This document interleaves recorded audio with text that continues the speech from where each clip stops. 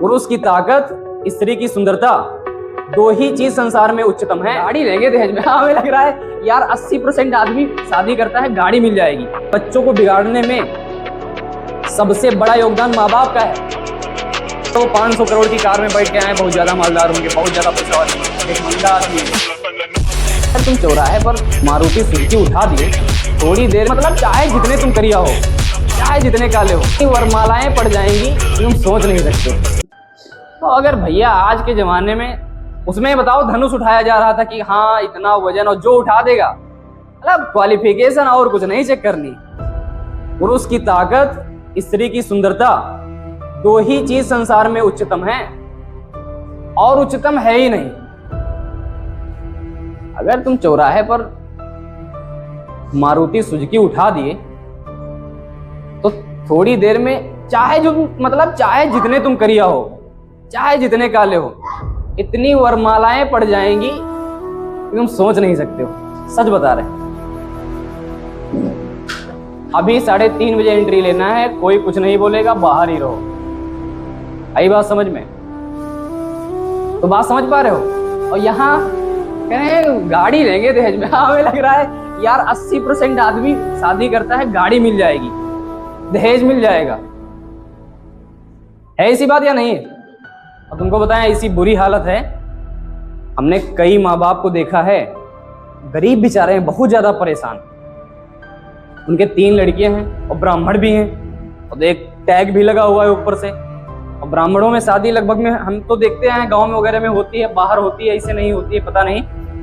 लेकिन सोचो अगर एक लड़की की शादी करेंगे तो कम से कम 10 लाख रुपया देना होगा। और एक गरीब आदमी जिसके पास 1 बीघा भी जमीन नहीं है, कैसे देगा यार? इसी के लिए दहेज प्रथा उठाई गई थी। और सब बोलते हैं दहेज प्रथा पे, लेकिन जब खुद की बारी आती है तब कहेंगे ऐसा कौन है जो नहीं लेता है। हाँ है ये सच बात।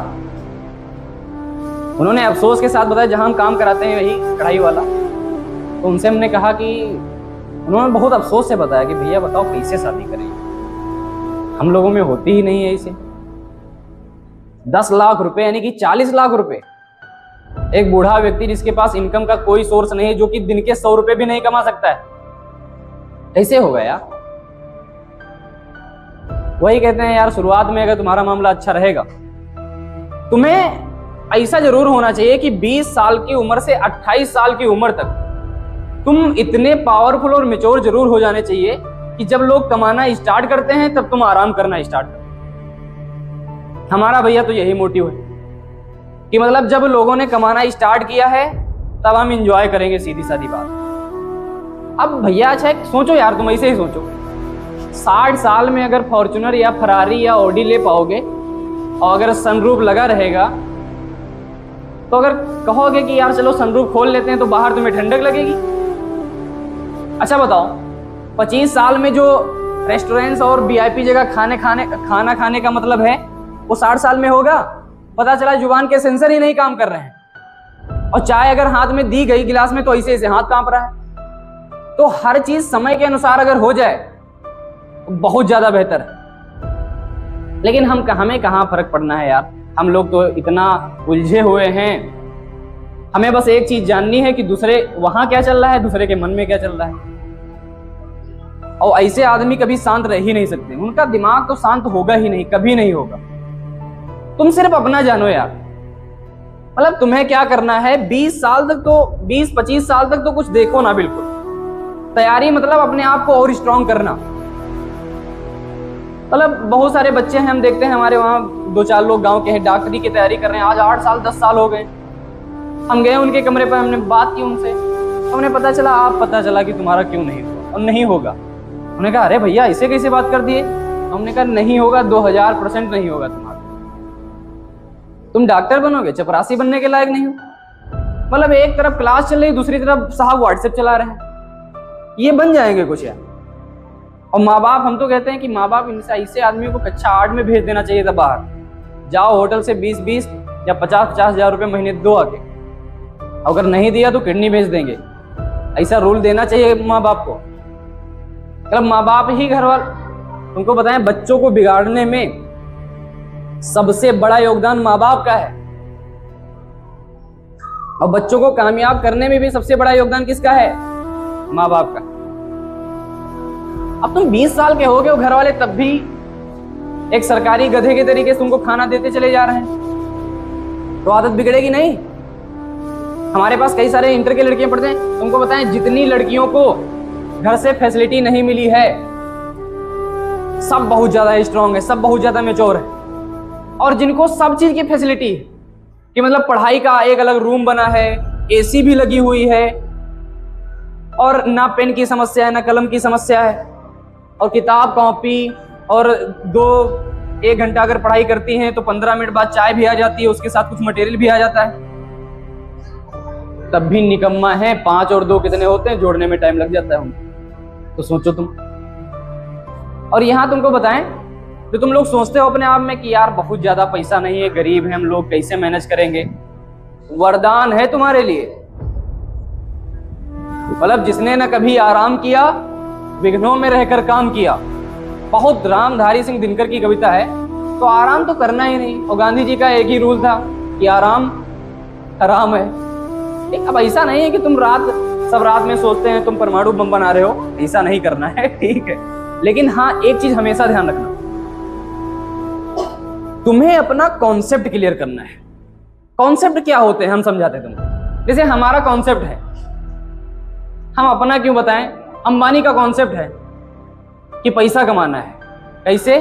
चाहे जैसे। मतलब उसका एक नियम है कि पैसा आना है। तुम्हारा इस समय कॉन्सेप्ट होना चाहिए कि इस समय तुम्हारा हाई स्कूल है, हाई स्कूल का कॉन्सेप्ट होना चाहिए कि हाई स्कूल में इतने नंबर लाने हैं, कैसे? चाहे जैसे। मतलब प्लानिंग बनाओ। फिर जब फर्स्ट ईयर में आओगे तब फर्स्ट ईयर की प्लानिंग होनी चाहिए, इंटर में आओगे तब इंटर की प्लानिंग होनी चाहिए, फिर तुम ग्रेजुएशन या कुछ अदर प्लानिंग, ऐसे प्लानिंग करी जाती है। ये थोड़ी ना कि हम आईएएस बनेंगे, डीएम बनेंगे, तो अभी से बता रहे हैं हम डीएम है। गोल हो सकता है वो, लेकिन स्टार्टअप वो नहीं हो सकता है। स्टार्टअप तुम्हें धीरे धीरे ही करना पड़ेगा। और एक चीज हमेशा ध्यान रखना, जिस फील्ड में तुम ज्यादा समय देते हो उस फील्ड में तुम्हें कोई दिक्कत कभी नहीं होगी, महारत हासिल कर लोगे कुछ समय में।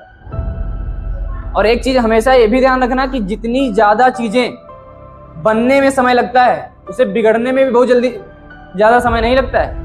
वो कहावत है कि जितनी जल्दी बनता है उतनी जल्दी बिगड़ता है, वो बात ठीक है, लेकिन वो भी कहावत है जितना ज्यादा बनने में समय लगेगा, बिगड़ने में भी उतना समय लगेगा। जाओ तुम खेत में धान लगा दो जाके 5 बीघा, बताओ तो बोने में कितना समय लगा और काटने में 3 दिन लगते हैं पूरे। हाँ, अगर बाई चांस आग वाग लग जाए, इत्तेफाकन अपवाद वाली कंडीशन हो जाए, वो अलग चीज, लेकिन ये रूल है हमेशा। और अच्छा एक बात बताओ, हम बता रहे थे तुमको, बताएं अफगानिस्तान फैसिलिटी पे डिपेंड नहीं हुआ। वो उनसे मतलब ना उनको एसी चाहिए। और यहाँ हमेशा ध्यान रखना है, जिसके पास फैसिलिटी कम है उसकी फैसिलिटी ज्यादा है, जिसके पास फैसिलिटी ज्यादा है उसके गुलाम बनने की, नौकर बनने की चांस ज्यादा है।